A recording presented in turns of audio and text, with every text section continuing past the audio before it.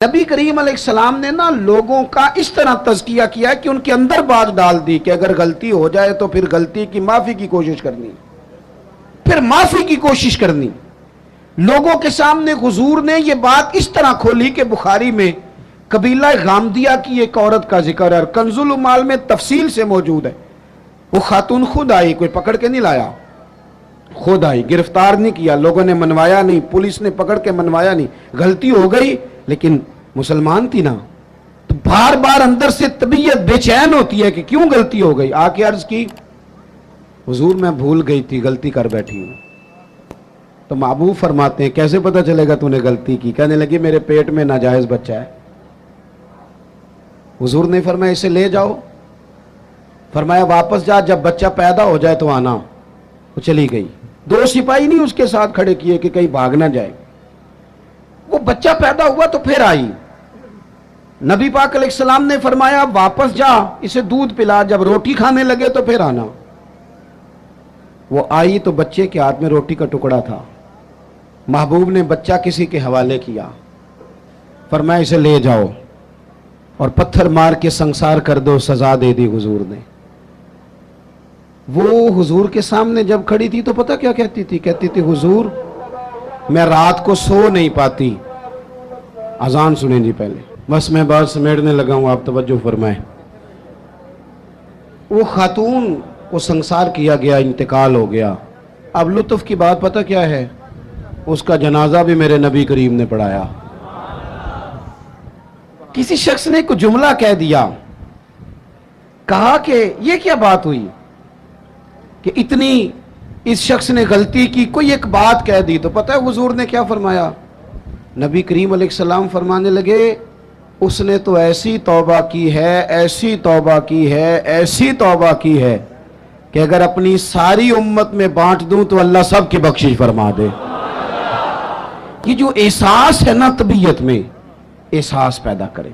اگر کبھی بھول جائیں، کبھی کسی شخص کے بارے میں دل میں بات آ جائے تو پھر آپ اپنے لیے اس کو کلیئر کریں، صاف کریں، معافی مانگ لیں۔ تیسری بات، ایک تو بے لوث رہیں، کسی کی خدمت کی کوشش کریں، ایک اپنے آپ کو قانون کے سپرد کریں، اپنی غلطیوں کی معافیاں لیں۔ اور تیسری اور آخری بات جو آج کے اس بڑے اجتماع میں آپ کو پیغام دینا ہے، اس کو آپ نے اچھی طرح سمجھنا ہے، اپنی زندگی میں دیانتدار ہو جائیں۔ نبی پاک صلی اللہ تعالی علیہ وسلم نے ڈوبے ہوئے سورج کو موڑا ہے، حضور نے چاند کے 2 ٹکڑے کیے ہیں، ہاں نہ تو کرے نا۔ درختوں نے حضور کو سجدہ کیا ہے، پتھروں نے کلمہ پڑھا ہے۔ میرے محبوب کو رب نے بڑے معجزات دیے، معراج عطا کیا ہے۔ لیکن مسلمانوں سنو، تمہارے اور میرے محبوب کا سب سے پہلا تعارف یہ ہے کہ وہ صادق اور امین ہے۔ سب سے پہلے لوگوں نے جس نام سے جانا وہ صادق اور امین ہے۔ یا رسول اللہ مومن بزدل ہوتا ہے؟ فرمایا ہو جاتا ہے کبھی۔ مومن کنجوس ہوتا ہے؟ کبھی ہو جاتا ہے۔ یا رسول اللہ مومن جھوٹا ہوتا ہے؟ میرے رسول نے فرمایا نہیں، میرا مومن جھوٹ نہیں بولا کرتا۔ دیانتدار ہو جائیں، امانت دار ہو جائیں، آپ خوددار ہو جائیں، چھوڑیں آپ۔ وہ کسی درویش نے کہا تھا لوگوں نے اتنا پایا نہیں جتنا میں نے ٹھکرایا ہے۔ تھوڑا ٹھکرانا بھی سیکھیں، تھوڑی خودداری بھی پیدا کریں۔ دیانتدار ہونے کے لیے کفایت شعار ہونا ضروری ہے، تھوڑے پہ گزارا کرنا سیکھیں۔ ایک وقت روٹی کھائیں۔ ہم دیہاتی لوگ ہیں، ہمارے بڑے بوڑھوں نے ہمیں سبق پڑھایا ہے کہ گندم سے بڑھولا بھر لو اور مرتبان سے اچار بھر لو، پھر تمہیں کسی جگہ جانے کی ضرورت ہے بالکل نہیں، قطعاً نہیں۔